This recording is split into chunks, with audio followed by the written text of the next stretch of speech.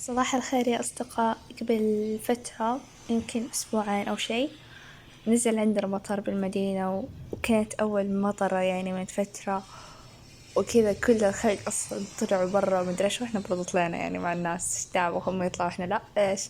المهم، وصراحة صويت داني مقطع مرة من فترة، يمكن قبل حتى الاختبارات النهائية، بس ما مداني أمنتجه. بصراحة مرة صرت كسلان إني أمنتجه وأصور وأنزل مرة يعني مشاعري كذا داونز. المهم ان مقطع طويل وما يعني ما عندي فكرة معينة ايش حأتكلم عن ايش، فتوقع بيكون مرة هبد. المهم ابغاكم تستمتعوا بالمناظر لانه فعلا مرة يجنن ما شاء الله. يعني احس حرفيا كأننا يعني برا، يعني اول مرة ينزل عندنا برد وكذا ويطلع غزارة بهذا الشكل. سبحان الله كيف ربي يعني يغيثنا. المهم صراحة صارت مواقف حلوة. رحنا حديقة الملك فهد، الحديقة اللي أتوقع كل أهل المدينة لازم يروحوها وكل مرة تنزل فيها مطرة، ومرة كانت الأجواء تجنن. وش اسمه كذا فطرنا بالحديقة ولقيت بس حلوة كالعادة. أنا كل ما رحت مكان ألاقي بس سبحان الله، يعني ما أدري هم يحبوني ولا يعرفوا إني أنا أحبهم فييجوا، ولا ربي يرسلهم لي عشان أنا انبسط، ما أدري صراحة. أحس كل العوامل اجتمعت معا. فبكل اختصار إنه بصراحة ذي الأيام يعني كنت تعرفوا أول أسبوع ما كنت أبدا فاضية عشان كنت شايلة هم الاختبار اللي تأجل بسبب فوزنا على الأرجنتين. وبالأخير يعني أحس يا ليتهم فازوا علينا بدل ما تحمسنا على الفاضي. كان نفسي مرة يعني صراحة كان ودي أول ما كان أسبوع الإجازة وبعدين يعني كذا كانت أحداث إنه كذا كل يوم مباراة ومدري إيش. مرة كان خاطري إني أسوي مقطع عن المباراة وصويت حتى لقطات، وعندي فكرة مرة رهيبة ما أبغى أقولها عشان ما أحرق عليكم. ما أدري إذا حسويها أو لا، بس اليوم سبت وأول أسبوع من الدراسة كان مرة طويل ومتعب وكذا، وبدنا ناخد دروس وموادي هذا الترم عادة مرة يعني ما نصحت إيش وضعها. يعني عندي أحياء 3 وعندي كيمياء 4 ورياضيات 6 وتفسير 1.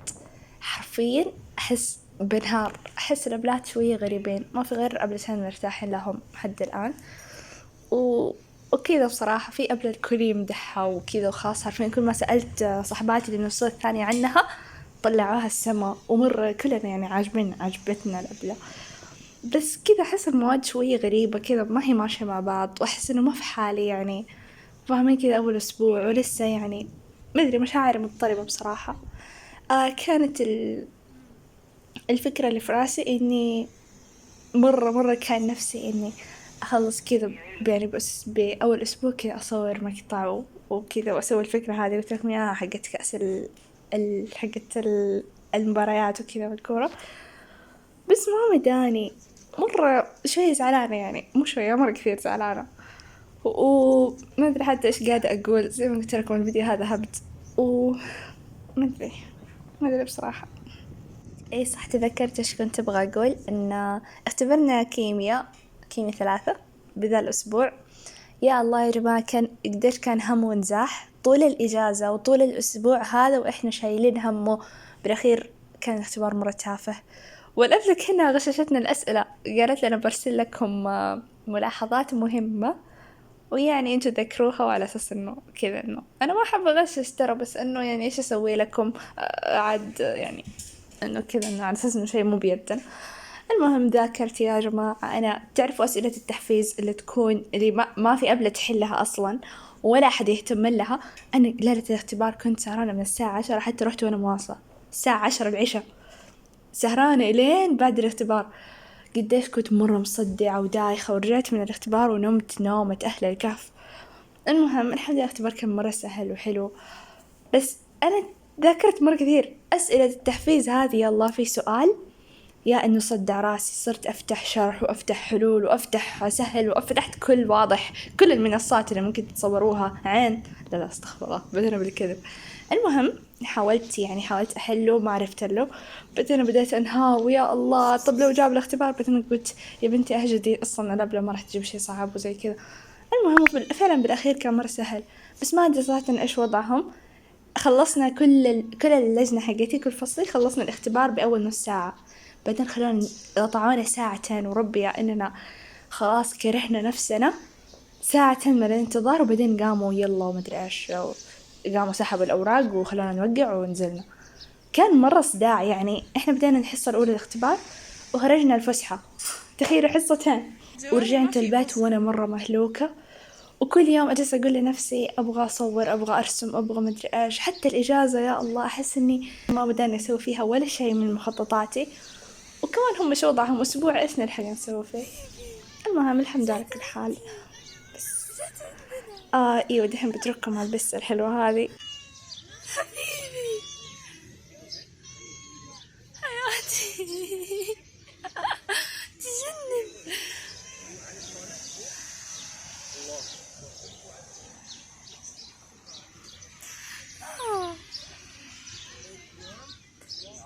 حبيبتي حياتي، ابغى احضنها يا الله. حبيبتي يا الله، بس فديتك.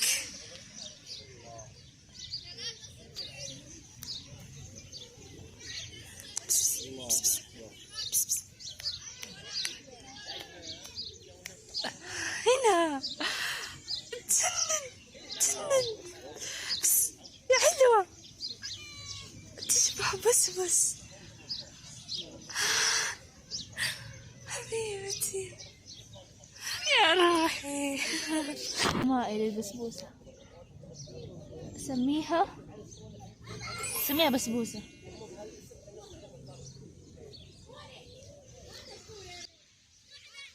حديقة الملك فهد الله يرحمه واحدة من أكبر الحدائق عندنا، مساحتها تقريبا 4 كيلو وعليها. الحديقة فيها أشياء مرة كثيرة وواسعة ومليانة شجر، وفيها كمان الحي التراثي. صراحة ما قد رحت، إن شاء الله أروحه قريب. مرة يعني هي وجهة أساسية لكل شخص بالمدينة. بخصوص إنه بسبوسة مرة طولت عندي، تدري ليش أنا مرة كنت خبلانة عليها؟ غير إني أنا مرة أعشق البسس، بس لأنه أول ما إحنا جينا نبي نقعد شفتها وكذا جلست أترجى أخوي عشان كنت أبغى ألعب معاه شوية، وهو تعرفوا الرجل الشرقي الغيور. المهم قال لي تعالي، وبعدين يعني بعدين وإحنا ماشيين.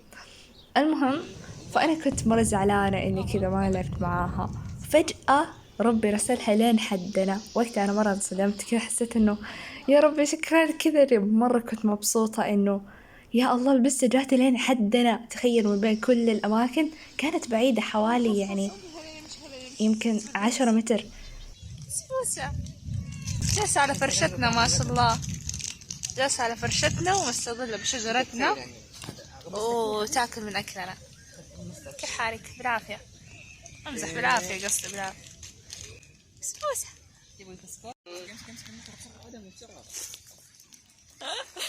مع السلامة. من غير مطرود يا عمري، استودعتك الله. بسبوسة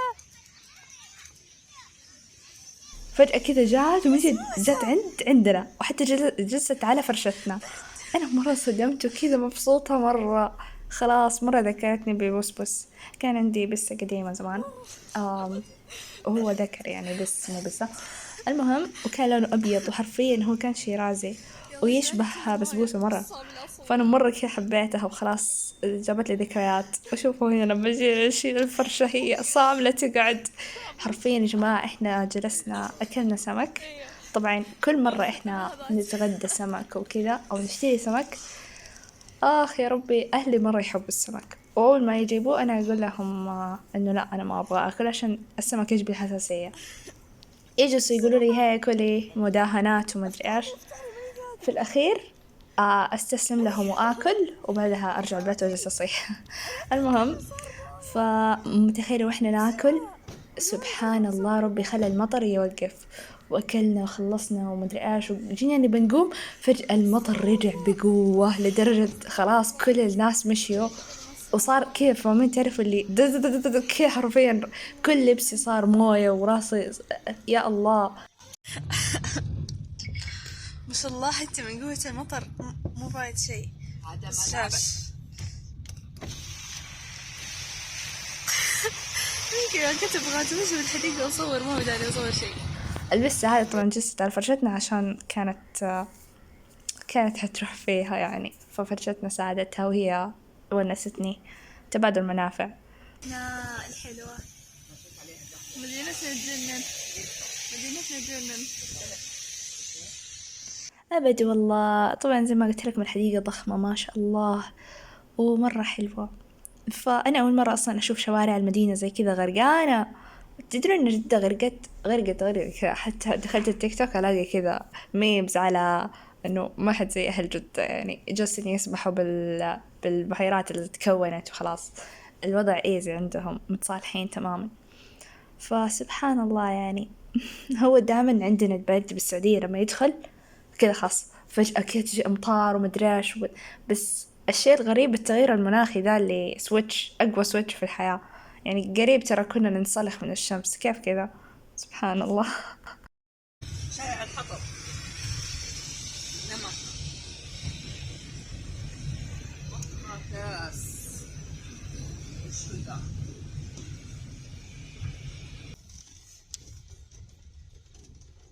قالك يبيعوا ايس كريمات مو صحيح. نفسي اكتب عبارة هنا ماما ما يبان.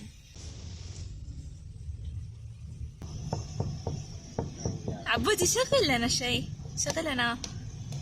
هات جوالك. انا ما عندي، ماني محملة اناشيد. يا الله. اسمعوا ذوقي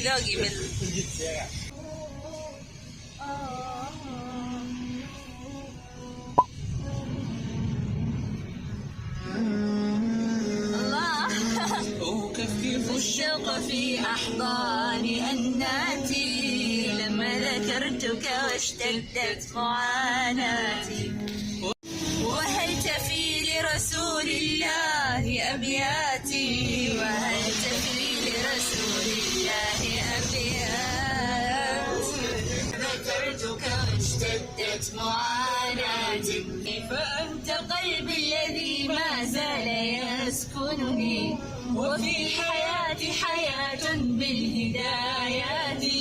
فأنت قلبي الذي ما زال يسكنني، وفي حياتي حياة بالهدايات. وحين يدخل قلبي في مشاعره باسمك أغير، باسمك أحيي موت نبضاتي. قالت غياباتي كأنني يوسف والجب غيبني. لما ذكرتك واشتدت معاناتي